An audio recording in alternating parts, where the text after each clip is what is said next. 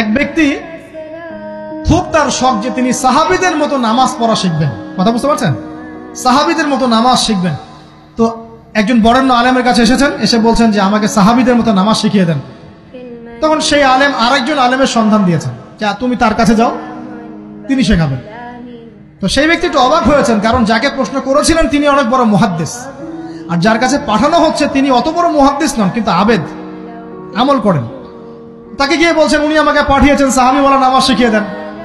তখন তিনি বলছেন ঠিক আছে, সুন্দর করে ওযু করে আসো, সুন্দর করে ওযু করে আসো। ওযু করার সময় খালি খেয়াল রাখবা যে আমি ওযু করছি শুধু আল্লাহর সন্তুষ্টির জন্য। কি খেয়াল রাখবেন? ওযু করছি শুধু আল্লাহকে রাজি খুশি করার জন্য ওযু করছে, আর কোনো উদ্দেশ্য নাই আমার। ওযু করতে যাচ্ছে, তিনি আবার বলছেন দাঁড়াও, শুধু আল্লাহকে রাজি খুশি করার জন্য ওযু করো।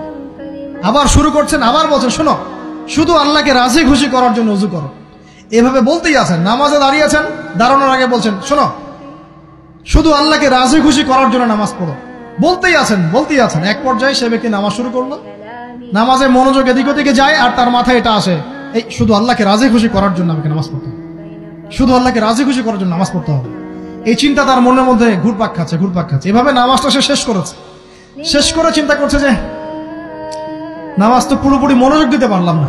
বারবার মাথার মধ্যে এরকম চিন্তা আসছে, আল্লাহ আমাকে তো মাফ করে দাও, নামাজটা আমার মনে হলো না ঠিক মতো। তখন সে ফিরে এসে তার সে ওস্তাদকে বলছেন আমার তো নামাজ এরকম করে পড়লাম, কিন্তু শেষমেশ মনে হলো যে নামাজটা হয়তো কবুল হয় নাই, আল্লাহর কাছে খুব মাফ চাইলাম, আল্লাহ আমাকে মাফ করে দাও, নামাজটা মনে হলো না।